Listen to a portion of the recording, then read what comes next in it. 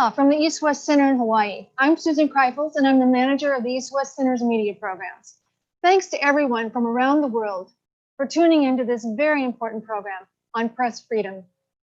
Acclaimed Philippine journalist Maria Ressa, CEO and executive editor of Rappler, is perhaps the best known global advocate for press freedom today, and we are honored to have her speaking. I've known Maria since we were both journalists in the Philippines after the People Power Revolution. And we are also proud that Maria is part of the East-West Center's media family. In 2018, we honored her as a journalist of courage and impact at our International Media Conference in Singapore. Months later, Time magazine recognized Maria as one of the journalists named as the magazine's Person of the Year. I would also like to recognize the more than 4,000 journalists in the United States, Asia, Pacific Islands, and elsewhere who are alumni of the Center's media programs. Many have faced lawsuits, death threats, imprisonment, and newsroom closures. Some have even, unfortunately, lost their lives for their reporting. This week, Malaysia Kini Chief Editor Stephen Don, one of our alumni, was in court in Kuala Lumpur on charges of alleged contempt over readers' comments that showed on his portal. We thank all journalists for keeping the world informed despite these challenges and dangers.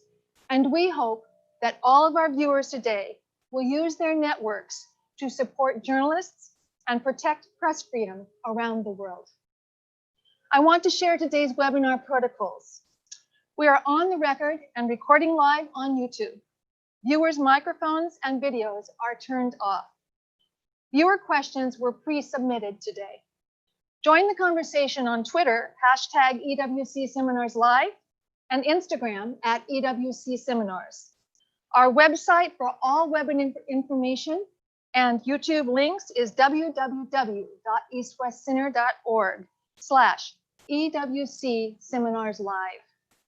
I would now like to introduce Karen Knutson, Director of the East-West Center's External Affairs and Manager of the George Chaplin Fellowships in Distinguished Journalism. Karen? Thank you, Susan.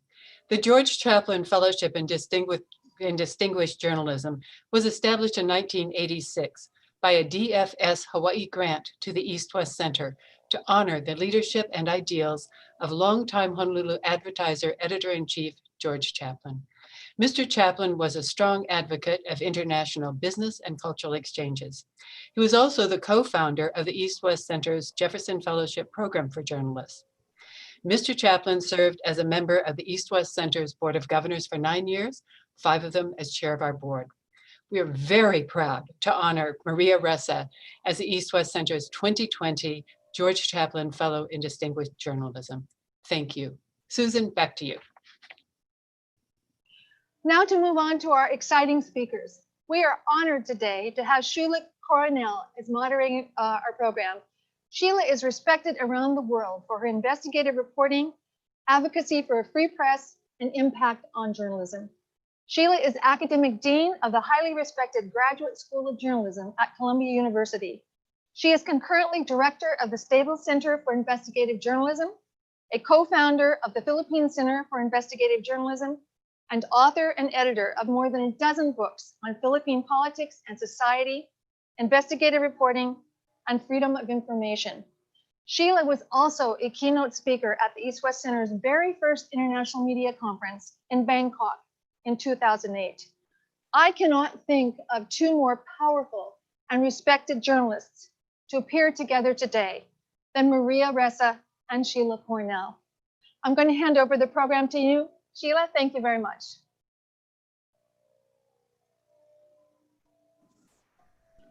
Thank you so much, Susan. And thank you everyone for tuning in. Magandang umaga to those in the Philippines, aloha to those in Hawaii, and good evening to those like me who are in the East Coast. It is an honor and a pleasure to be here with you tonight. It's Maria Ressa is an old friend dating back to the 1980s, so it's a great pleasure for me to be having this conversation with her. So let me just give a brief introduction. I know you all have Maria's bio in your packet. Maria Ressa is a torchbearer for press freedom, not just in the Philippines, but all around the world. She and Rappler, the news organization that she founded and has led for the past so many years, have held the line against the erosion of democratic norms, against new forms of assault on freedom of the press.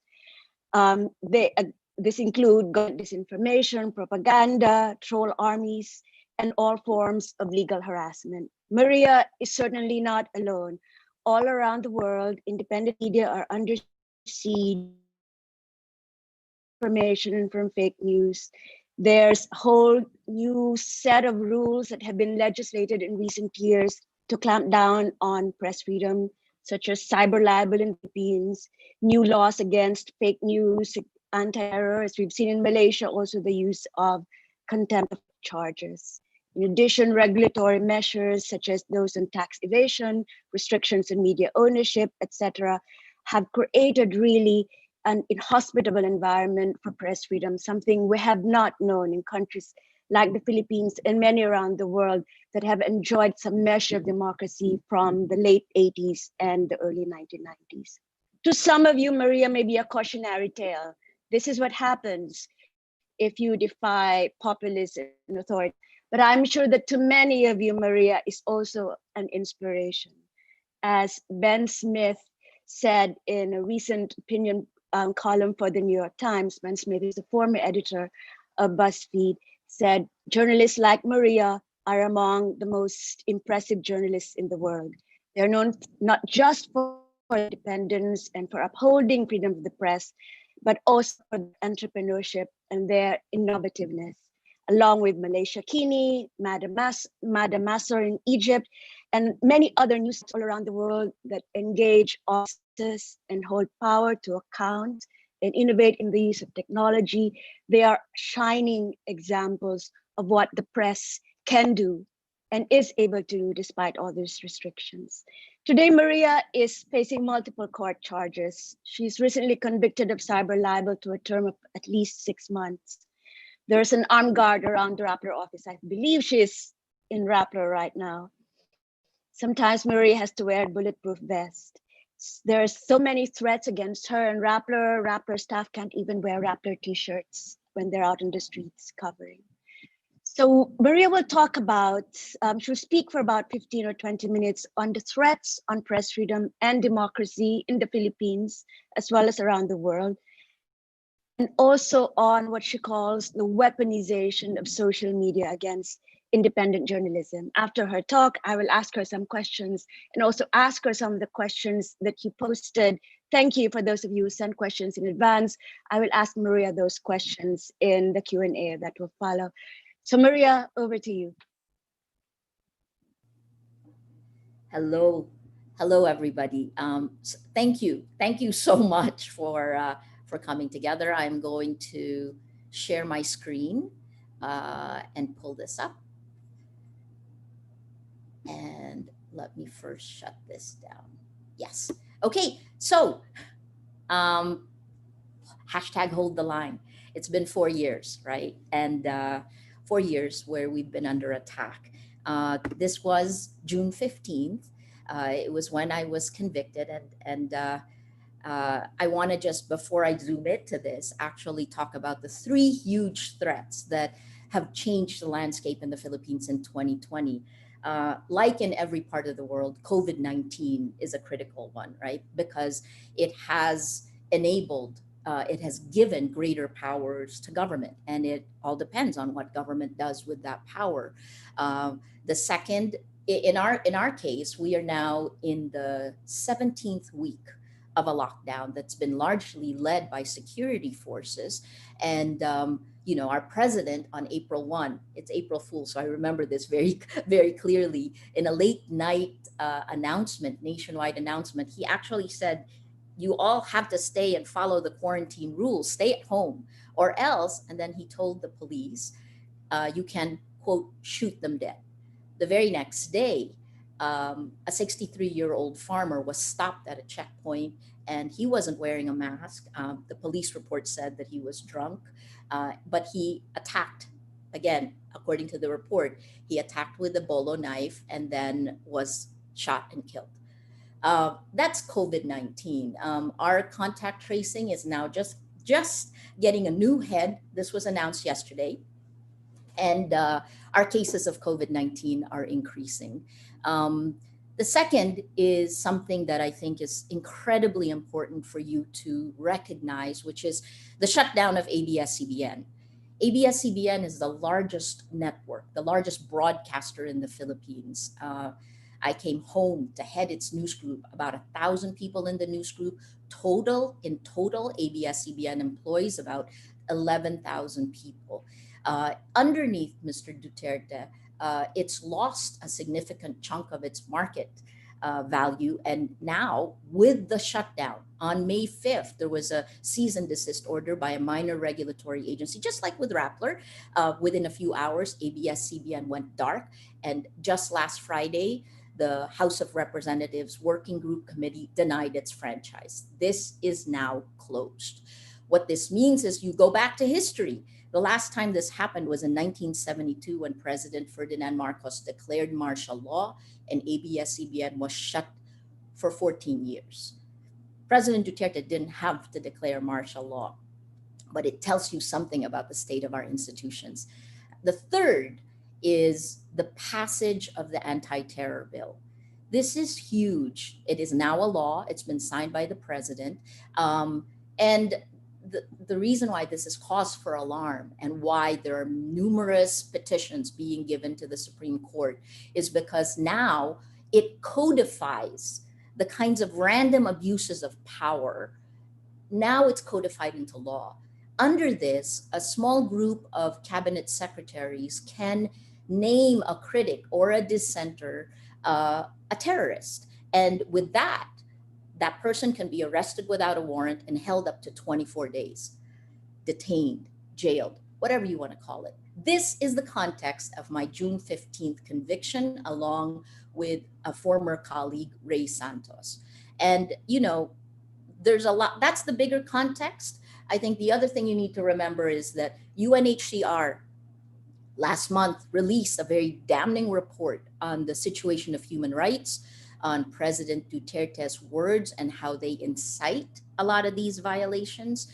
It is damning on our drug war, the violations of human rights. But here, I want to spend the rest of my time talking about this.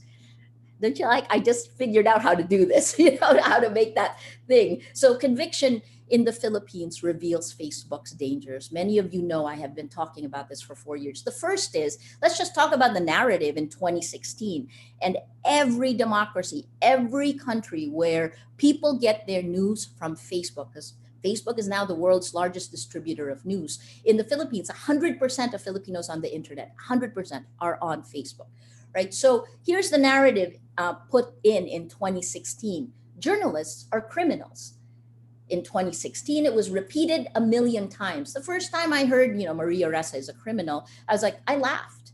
I was like, okay, fine. I have like 35, by next year, I'll have 35 years of experience. Go back on my track record. And on social media, people don't care about track record because they only see the manipulation at that time. So what happens? You repeat it 1 million times. By 2017, President Duterte echoes the bottom-up exponential attacks on social media. The trigger for the attacks against me was because we exposed it. And then 2018, the government filed 11 cases and investigations. 2019, I'm arrested twice in a 5-week period. I have 8 criminal charges, 8 arrest warrants, and I'm out on bail on those, right? And then 2019, what happened? June 15th, 2020, I was convicted. So journalist equals criminal. 4 years ago, journalist equals criminal today. That's how you change democracy. That's death by 1,000 cuts. And here's really where it is. And please look at your own countries. You know, I said this 4 years ago. If you can make people believe lies or the facts, then you can control them. It's a battle for facts, because without facts, you can't have truth. Without truth, you can't have trust. Without any of these, you don't have democracy. Tim Snyder's book on tyranny, it's short. If you haven't read it, you must. He says it this way, and this is a graphic from MSNBC. He said, if you want to rip the heart out of a democracy, you go after facts. That's what modern authoritarians do. Step one, you lie all the time. Step two, you say it's your opponents and the journalists who lie. Step three, everyone looks around and says, what's truth? There is no truth. Then resistance is impossible and the game is over. This you have seen if you've been looking at what's happening in the Philippines. These were the steps we went through. Patriotic trolling, we named it. This is Camille Francois who came up with that phrase. State-sponsored online hate and harassment campaigns to silence and intimidate. Patriotic trolling.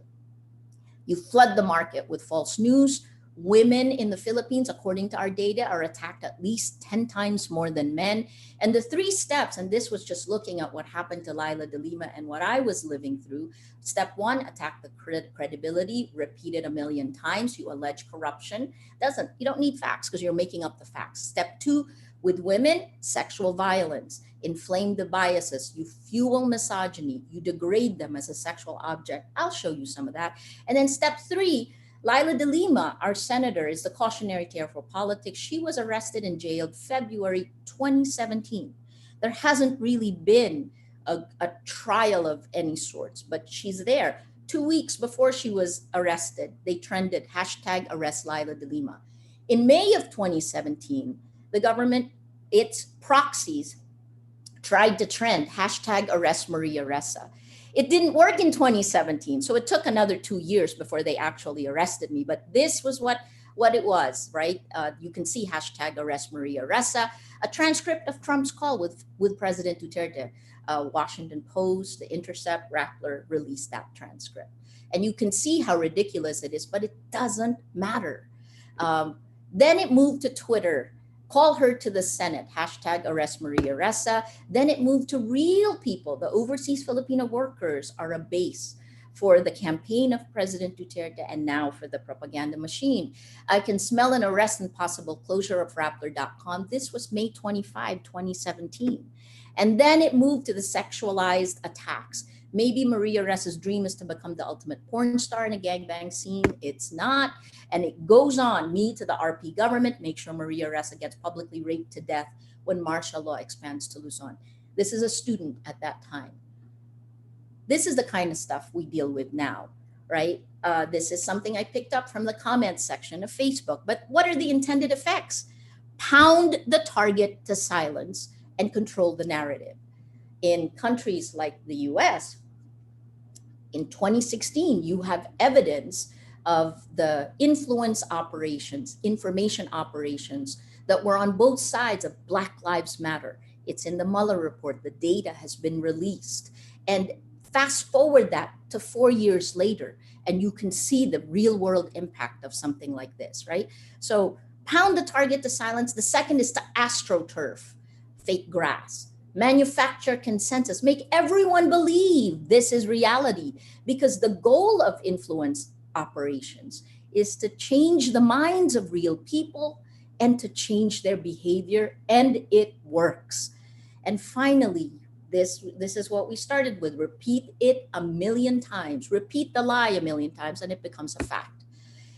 These are the attack words used against journalists in the Philippines. We took the lead for a period of time, but you can see here that look at the line, April 2016. April 2016.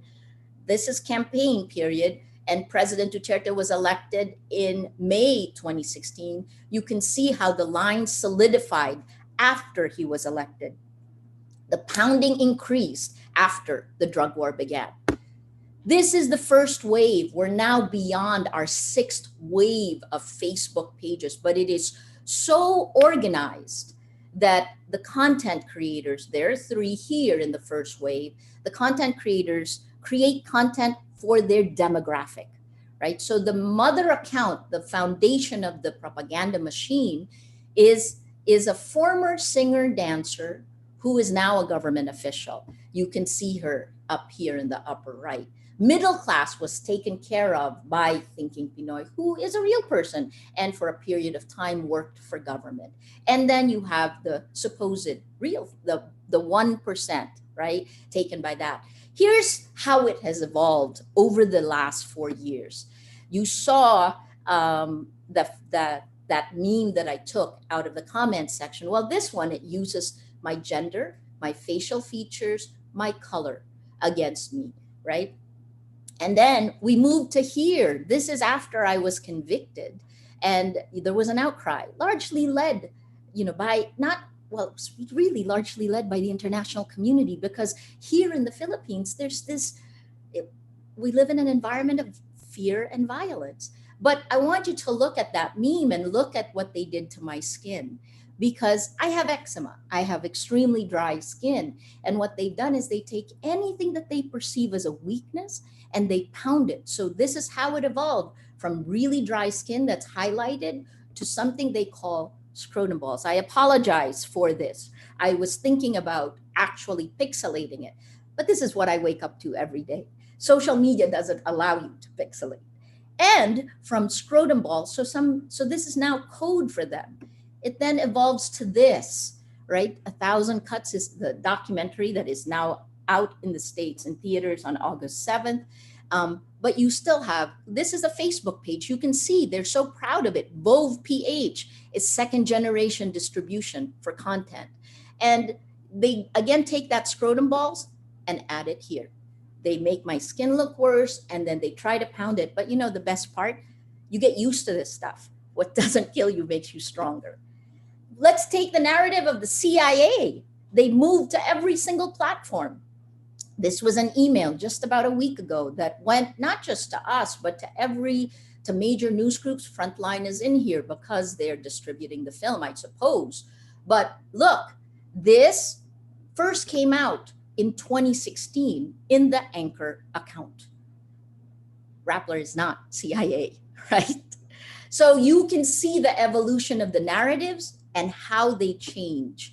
I want to show you the chilling effect. This is from December 2018, when I just had received, I think, an award in the States from ICFJ. I was coming back to the Philippines. The Department of Justice releases a press release, and there's fear. We had anticipated I would get arrested at the airport. I wasn't, but this shows you the chilling effect on journalists. So if you look here, in that news item, 34% of all the stories came from the Philippines, 27% from the United States. This is how important you are in our battle. Look at the kind of chilling effect that it has on journalists in the Philippines, because those stories from the Philippines largely took the DOJ, the Department of Justice press release. Actually, I think only Rappler asked me for a comment at that time, but everyone published the story, but it was skewed. Now, I won't say skewed, but it leaned heavily on the Department of Justice press release. It was, look at 17% talking about the Duterte rights crackdown. Those largely came from outside the Philippines, because you can call a spade without any repercussions to you. We have to worry about that. So this is just a natural NLP, natural language processing. We looked at it by themes. That's December 2018. This is what our information ecosystem looks like today. I would wager if you did something similar in the United States, you might find the same thing, which is that the center of our Facebook information ecosystem is ruled by pro-government, pro-Duterte, pro-Marcos communities. And there is a very small subset in that of what I would call the anti-Duterte communities, maybe pro-freedom communities, right? But they are overwhelmed. It's asymmetrical warfare because the propaganda war, if you look on Twitter nowadays, if you're tweeting this, you will get deluged by a lot of hate comments, or sometimes even normal sounding attacks on Twitter by new accounts with few followers, or old accounts that have just been recycled again. And they connect to the global disinformation networks. This is from December 2018. That graph up top is from New Knowledge. New Knowledge and Graphica were given the data from the Intelligence Committee hearings. They then showed the broader propaganda ecosystem here. We have a direct link to the Philippines. And I'll tweet that article because this was a while ago, but they connect. There's a global system, and the vertical disinformation networks in each of our countries. Their main goal is our nation and the power balance in our countries, but they connect to the disinformation networks. So look here for the first part of the battle for geopolitical power. I'm going to go off here and take you to President Duterte's most recent words about me. And I'm going to pull this up and see, right? Si Ressa is a fraud. Maniwala kayo. Ressa is a fraud, believe me. Give us time. Give us time. Too early for you to enjoy yung mga award. It's too early for you to are enjoy a the fraud. awards. You are a fraud. Okay.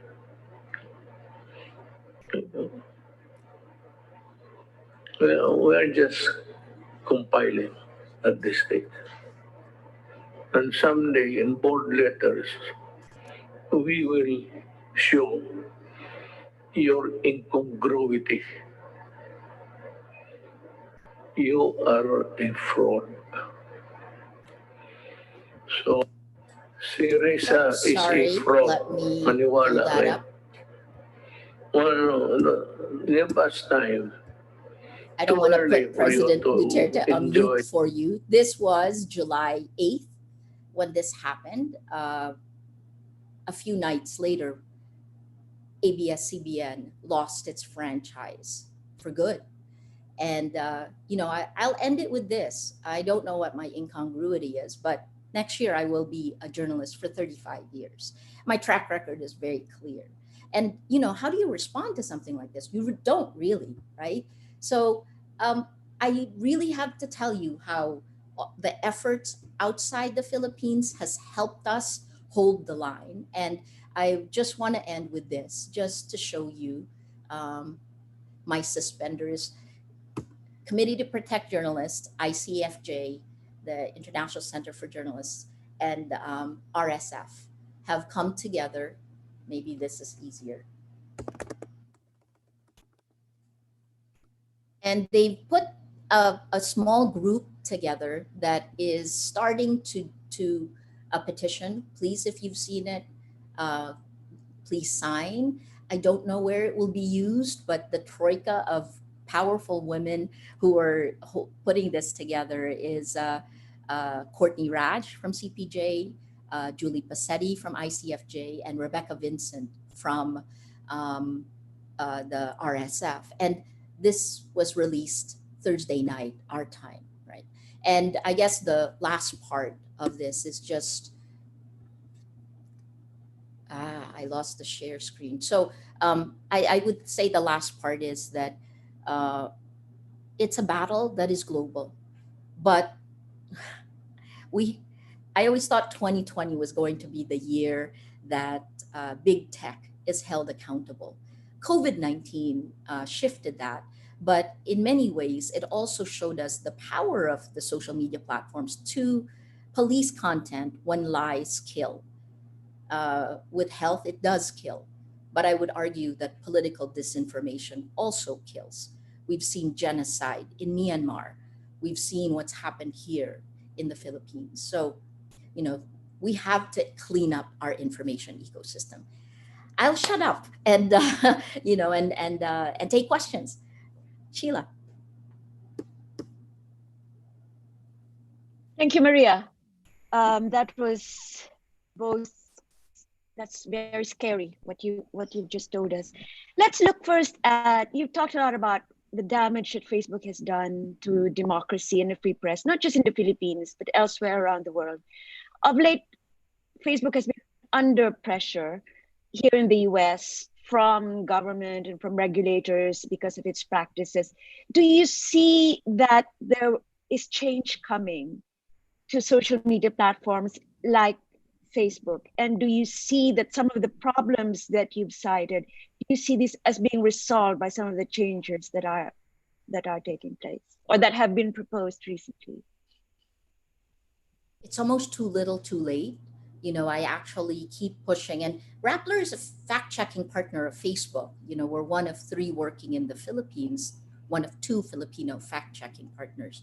It just feels like, the power is in the hands of Facebook. I said this in 2016. We fought impunity on two fronts: the Duterte drug war, Facebook's information ecosystem, right? So I think they have to do a lot more in faster ways. And I say this, I have a lot of friends I work with at Facebook, and I keep saying, guys, I'll go to jail if you don't move fast enough.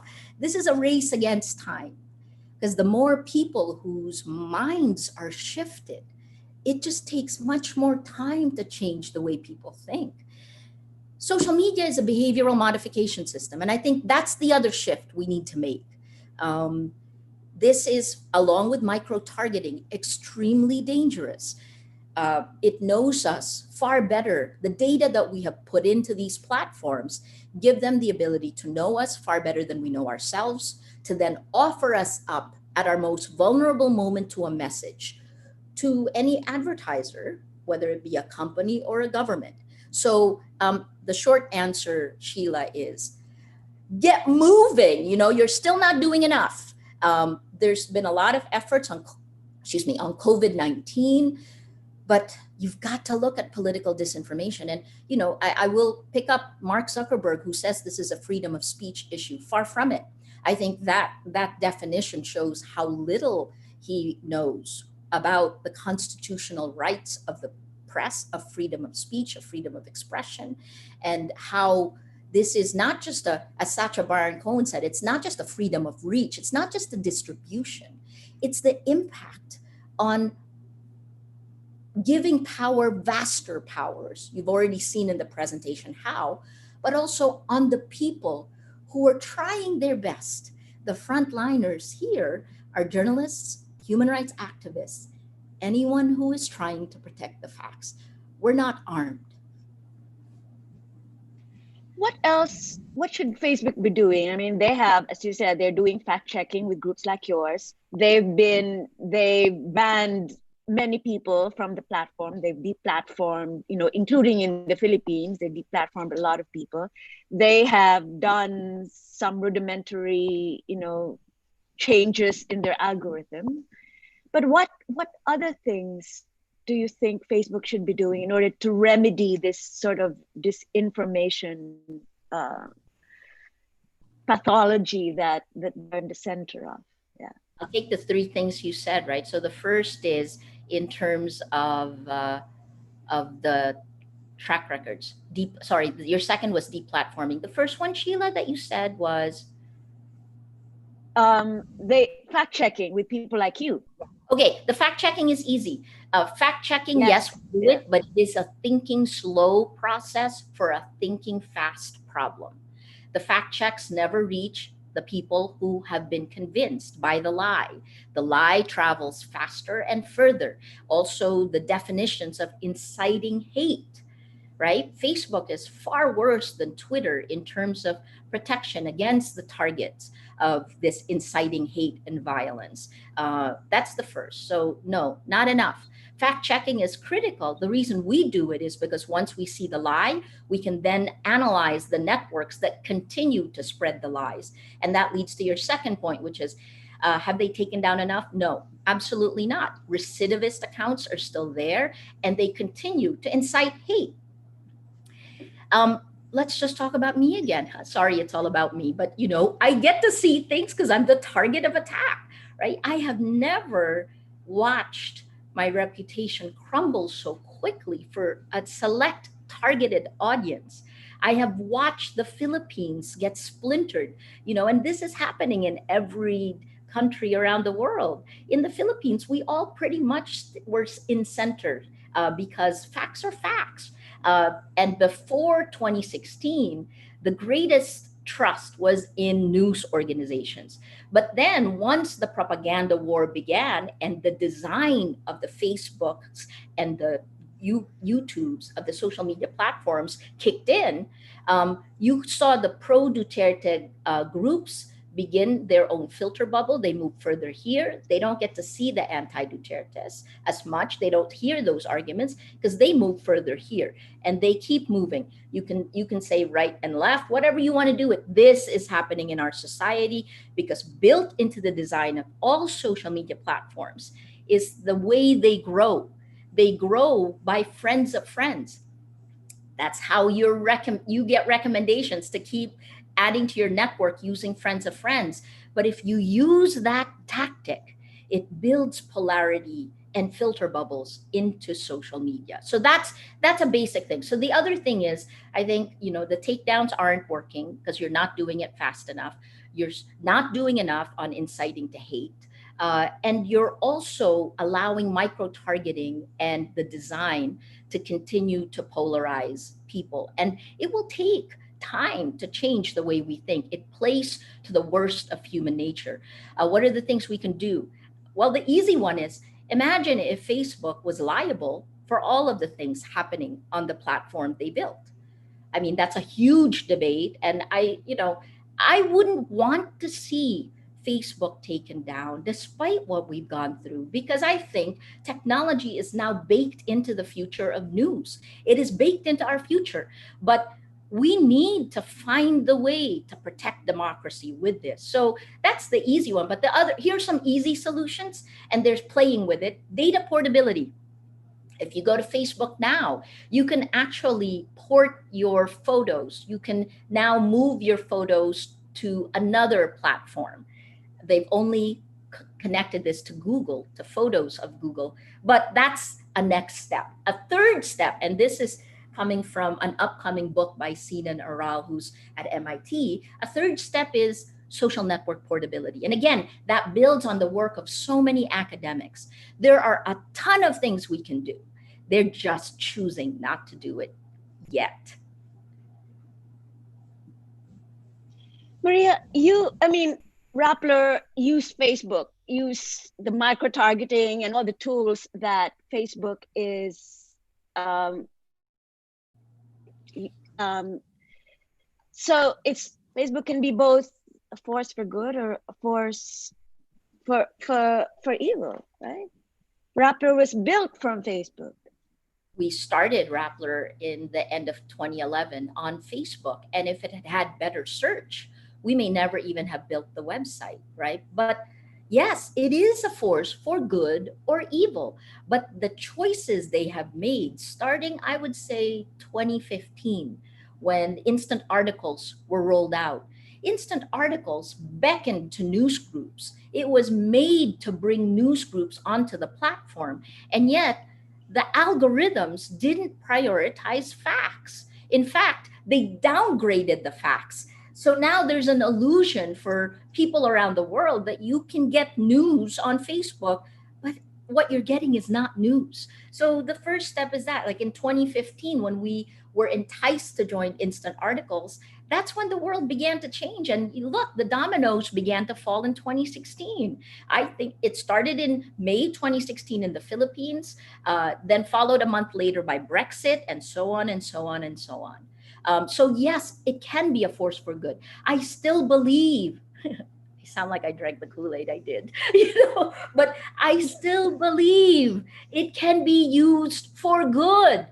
I just want the businessmen to step aside and recognize what they've done and fix it. So let me ask one broad question. Let me zoom out a bit, because I journalist and I'm watching this constantly shifting and increasingly toxic information landscape. What do you think? How do you think the role of journalists has changed since even the past 35 years? Are there new things or new tasks and responsibilities that were not there when you were working for, say, CNN or ABS-CBN like 15 years ago? Gosh, so what much. new tasks and what new skills? Yes. And so much, Sheila. Now I sound old. I long for the old days. Oh, how I long for the old days. I was there when 24-hour news began with CNN, and I felt like, oh my gosh, we went from, in my career, I went from having 2 weeks or more to work on one story to having to do live shots every hour on the hour, right? So the first then was how time compressed, because then you couldn't go out and spend more time with people. Who are the people you need to be talking to? Instead, you're talking to a screen. So that happened in my career. My team in Jakarta, our bureau was the kind of the group that tried out all of the tactics, the tricks that CNN had, something called DNG, digital news gathering, the TOCO. We carried this stuff with us. So that's the tech. But then when you fast forward it to today and social media, in those days, we could still be protected. We could hide behind our news organizations. Like, I think, when I was attacked, and I was attacked in a few countries, I almost got thrown out of some countries when I was working for CNN. But when that happened, CNN stepped in. You don't have to deal with the kinds of attacks that I showed you, right? Those are the ones that are more civilized. There's a lot more that aren't. So now for journalists all around the world, the attacks are personal. And so you've got to steel your mind, steel your strength. I mean, I wrote this last night to Rappler. It's going to get worse before it gets better. And it starts in your mind. So you've got to steel yourself. That's the second part, that it's now a personal attack. I think the third thing is that the world as we knew it as journalists, it's done. I said this to the Princeton class of 2020 when I gave the commencement speech this year. We are standing on the rubble of the world as it used to be, because the information ecosystem has fundamentally changed. Information is power, and that power is now wielded by those with power. And journalists who used to be the fourth estate are no longer the gatekeepers. We've handed that power to tech, who have abdicated responsibility. So that's allowed greater power of these authoritarian style leaders who have won their mandate through elections, right? But think about it like this. How can you have integrity of elections if you don't have integrity of facts? So they've won it, and they're crippling democracy, killing democracy from the inside.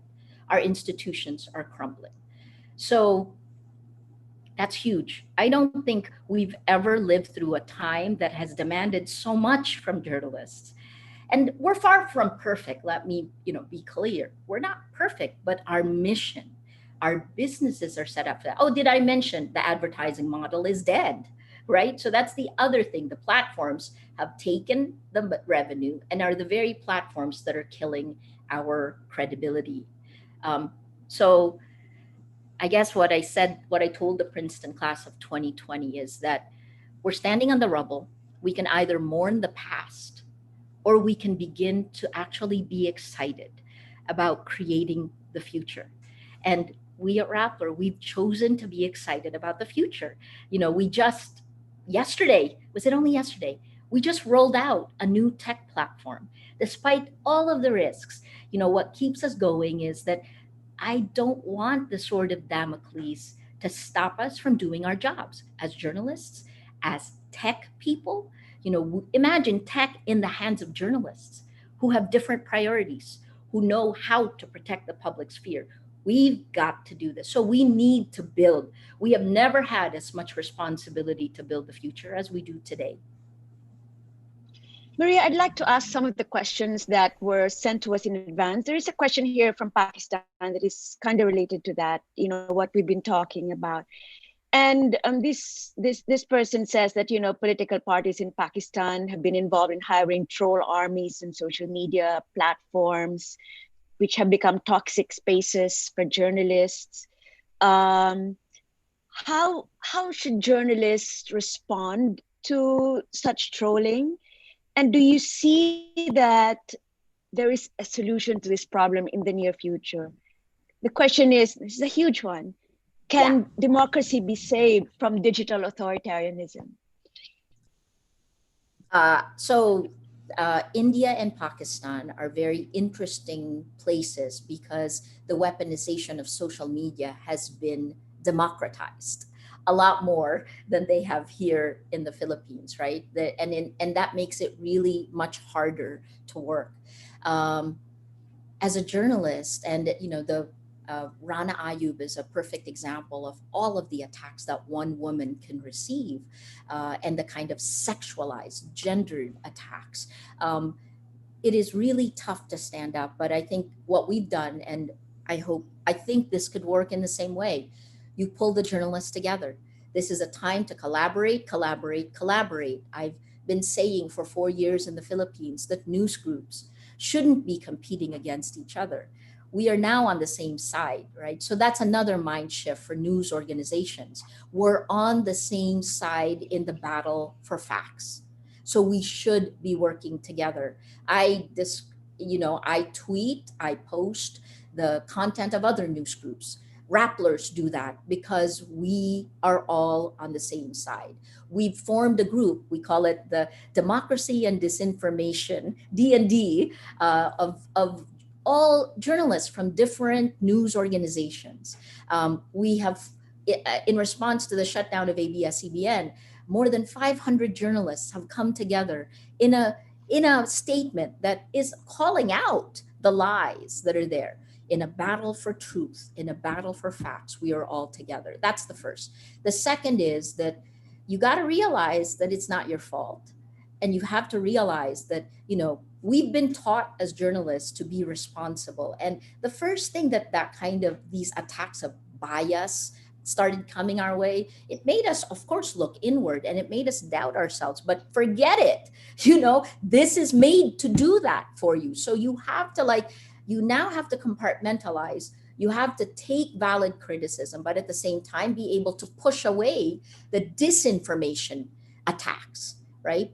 And I guess the third part is, please join a coalition to push the platforms to protect us.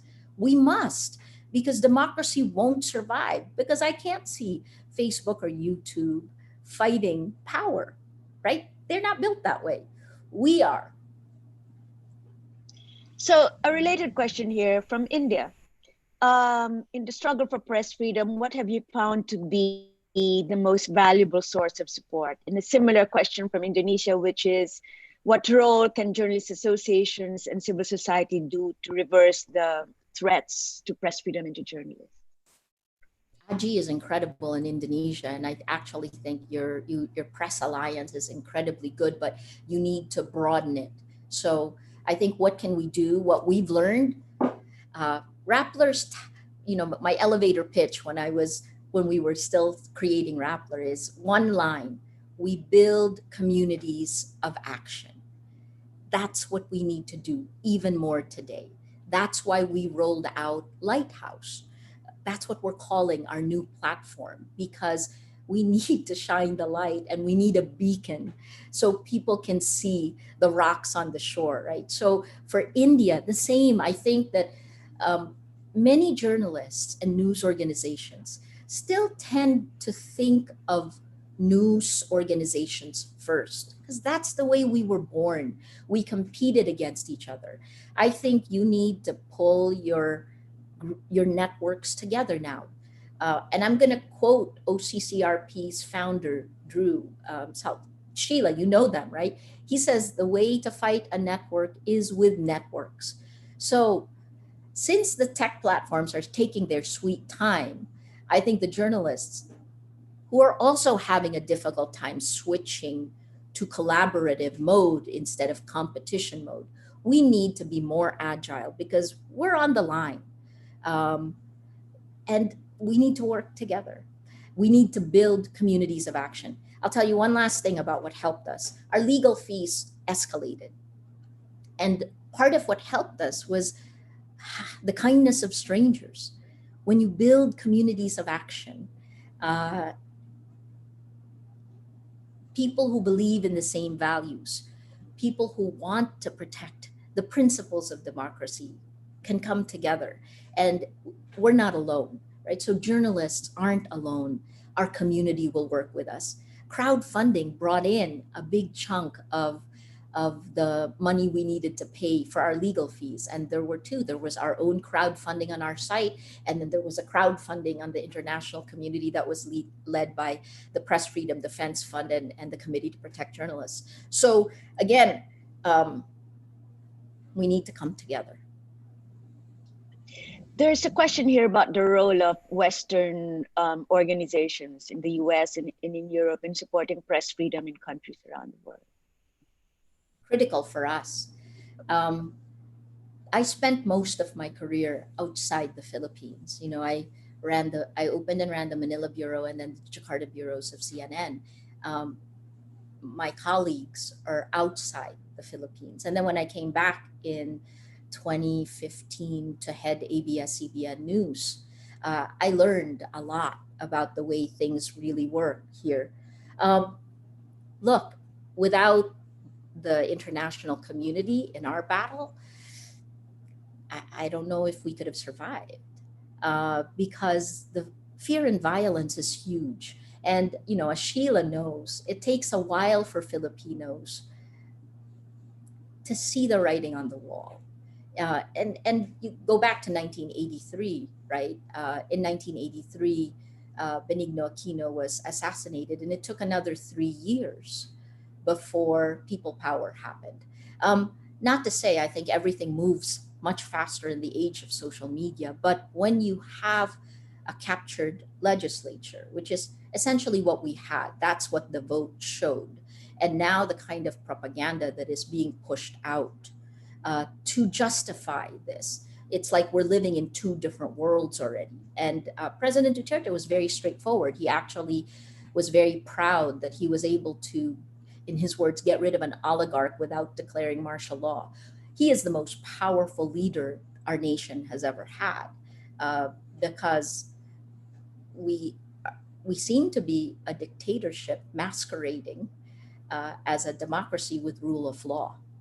So before you get to where we are, you have to remind people what this is all about, right? The principles, the values, because social media allows this kind of repeated hammering that will create an alternate reality.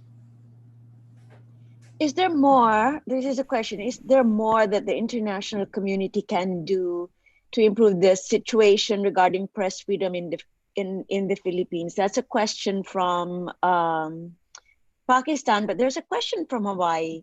Is there some way that we in Hawaii can put our thumb on the scale on the side of helping to keep you out of prison? Thank you for asking the question. And, I'm going to, since I think I got kicked out of here, I'm just going to share my screen again. Sorry, messy desktop. Here's the easy one. Please, join the coalition. There are 60 groups, press freedom groups, journalists, organizations. They've come together to help us and to help independent media survive here. Sorry, I will try not to be emotional. But this is an easy first step, I hope, and then I don't know where it'll go. That's the other Maria, that's a petition not to support, to what do you call this, drop all the cases against you, right? And to support independent media in the Philippines, yeah?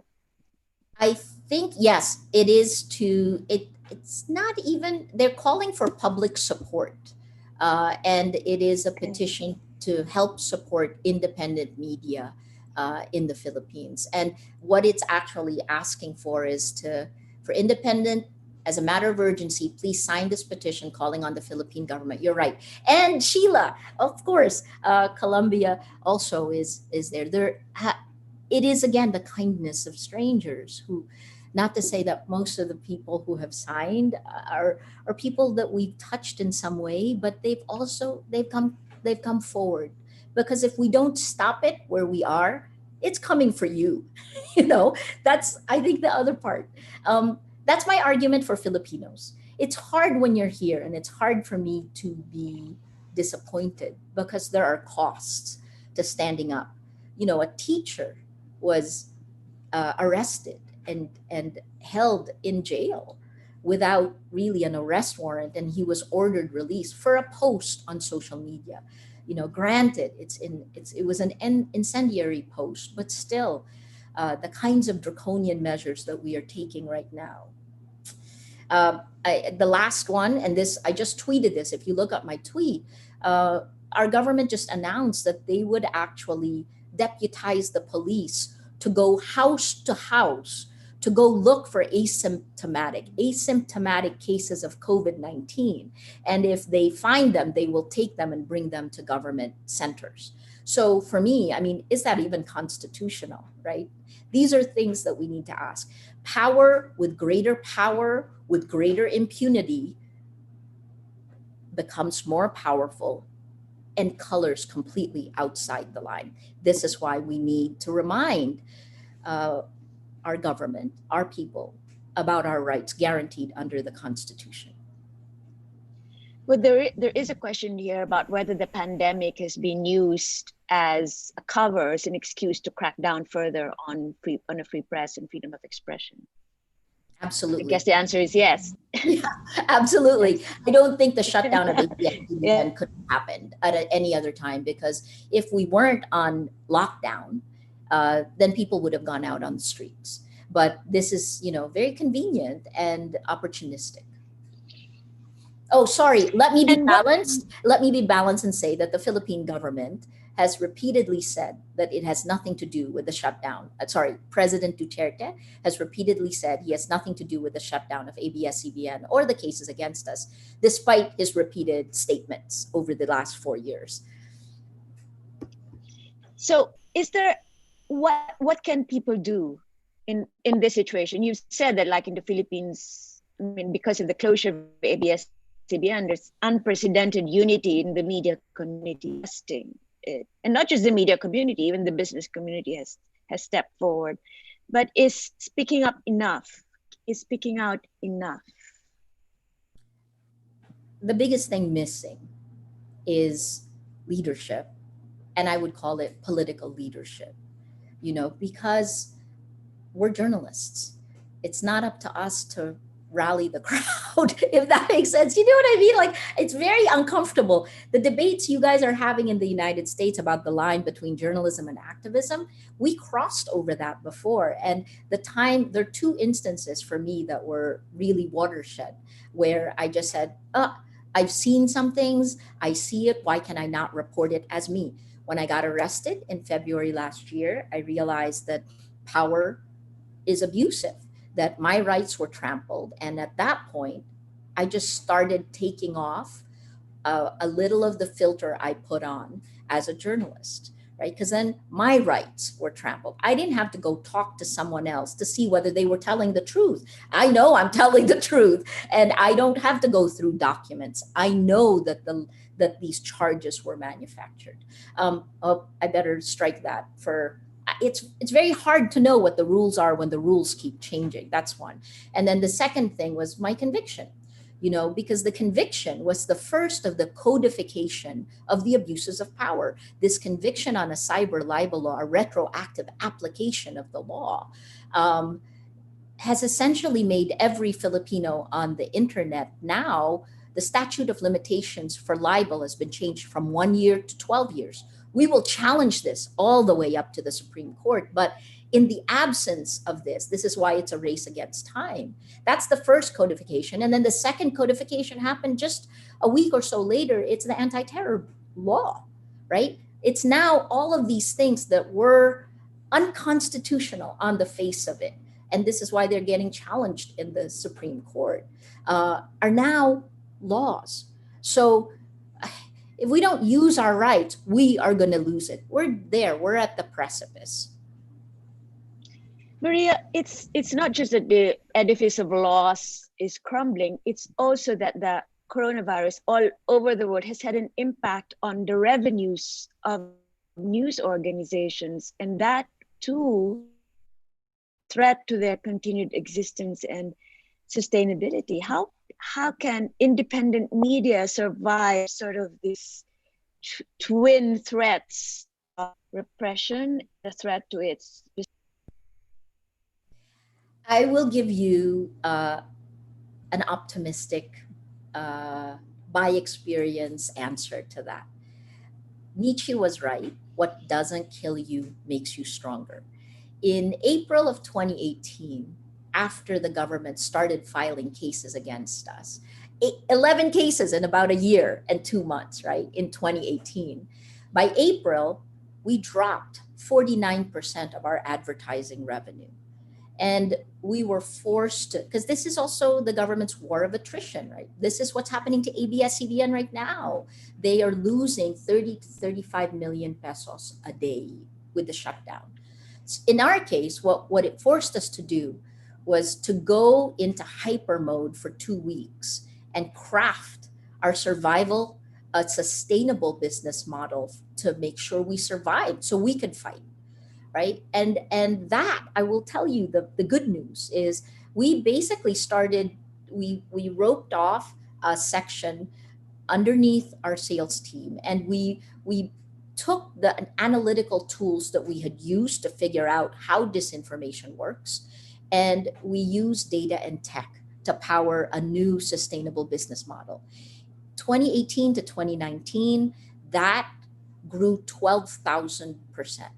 And we actually ended 2019 with a little revenue, right? And that is with the kindness of strangers, the people who helped pay our legal fees.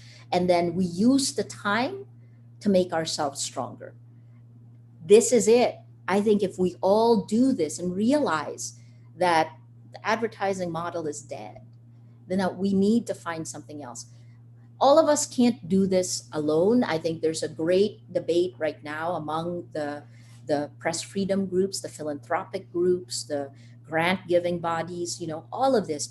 We are going to have to diversify our revenue streams. And that's been our challenge since 2018. Like I said, what doesn't kill you makes you stronger. I think the first step is in our minds. We have to imagine a different world with a sustainable business model. And then we need to act on it. There was no guarantee of success. We just kept experimenting until something worked. Well, the other thing we need to think about, or that journalists think about, or media entrepreneurs should think about, is their audience. There's a question here from Washington, D.C. And what can be done to get especially young people to be more news literate and better consumers of reliable news and information? Although I think the study showed that it's older people who fall more for disinformation than younger. That's exactly what I was going to say, right? It's not, the young people actually have figured out that they're, that they're getting a lot of trash there, and it's the older folks. We my age group, we share the fake news, the disinformation 7 times more than the younger generation. That's a study. I can share that with you later. But what can we do? This is where we're handcuffed. The journalists can't do anything more than what we are doing because it's the distribution that is problematic.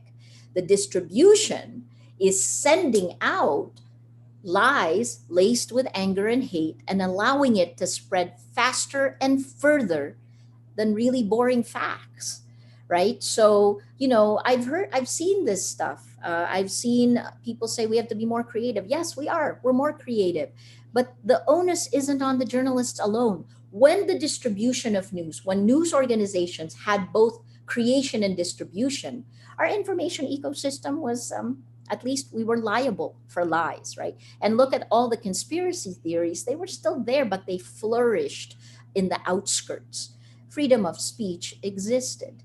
Now that tech is in charge of the gatekeeping, well, those conspiracy theories are coming front and center. And look, if you look at Yochai Benkler, they have a book called Network. What's the title of Yochai's book, Sheila? Network propaganda. Network propaganda. He actually, in their book, they went through data and they actually show that, yes, social media seeds it, but it's actually traditional media that amplifies it, right? So some academics have used that as an argument to say it's not social media's fault. I was like, bullocks. That's not true. It is still the factory of lies. So, for me, one of the first things I think we need to do is to come together and demand better from the social media platforms. That needs to change. And, if you guys are interested, the Forum on Information and Democracy set up a working group. There are 2 of us wwho are chairing a steering committee. We're looking for concrete actions that can be done. Most people think in the medium and long term, but for my own sanity and my own protection, it has to be in the short term because it's now. And I think the last part is, Facebook, Mark Zuckerberg will say, well, we want to make the choice for free speech. If you really want to do that, then you have to stop the spread of the lies, because they say they don't want to, and yet they've already enabled. There is something wrong with the algorithms today. And if you don't fix it, we're at the receiving end of the worst of what it does. Maria, you're saying the problem is not the audience. The problem is the pipelines for distributing news and information. Yes, because you know what? I think the other part is you can't blame the people if they're manipulated. And I'm not saying people are dumb either. I'm saying that this is a behavioral modification system. It is meant to manipulate us, and money travels through it. And our own psychology and the sociology of crowds, we have no defenses against it. And so that's been a major part of the problem.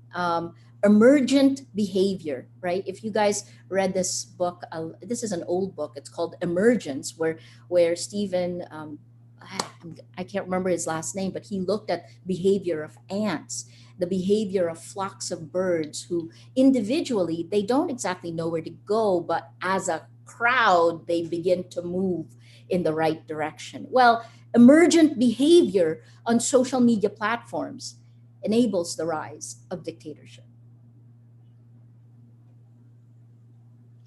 So, Maria, in the midst of all this, are you optimistic about the future of journalism? Absolutely. I have to be. Right? Right, Sheila? We have no choice. We have to be optimistic, which is part of the reason we work double time, right? And we embrace technology. Yes, I'm in as much conversation with Facebook as I am with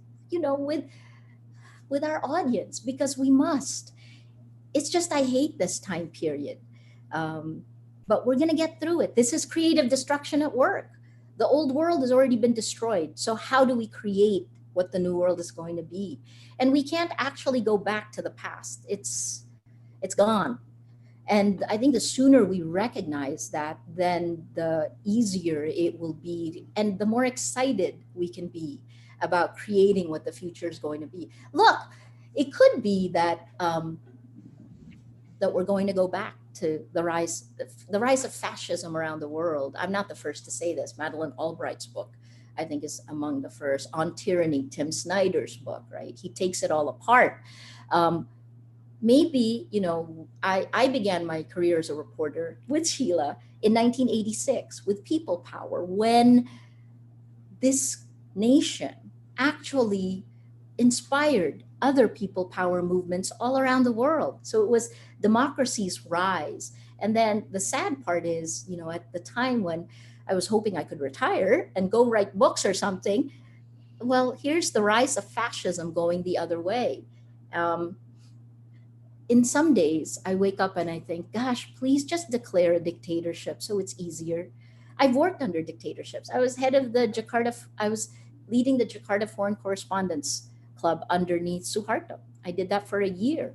Those rules are very clear. But the other thing is, your audience is aware of those rules as well. So they look for different things. It's the veneer of democracy, the veneer of rule of law, that's extremely dangerous. So while we are a democracy, even if it's a veneer, we need to fight back. We need to reclaim our rights up until we're no longer a democracy. So, Maria, here's a provocative question. The democracy that you talk about has also been criticized as an elitist democracy. It's a flawed democracy. And in some ways, the media have been part of that system of elite democracy.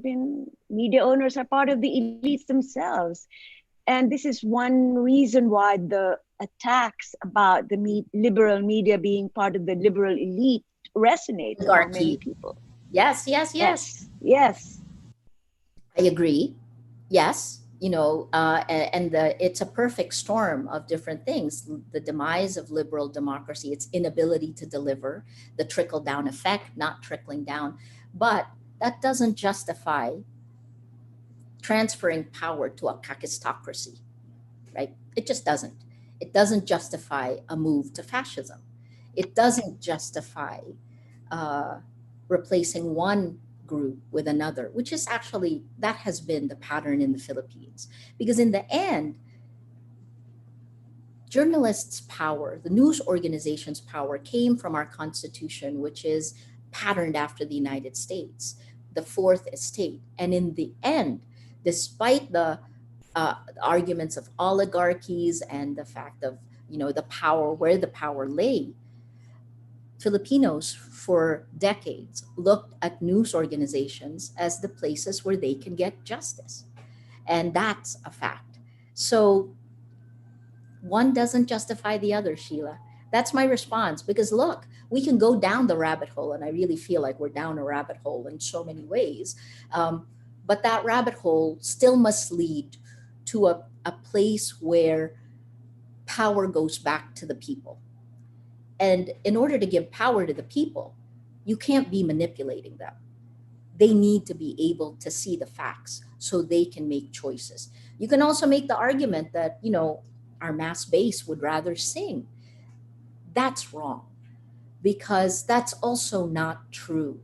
I have, and you have, been in homes of people who have so little, and yet they give you so much of what they have.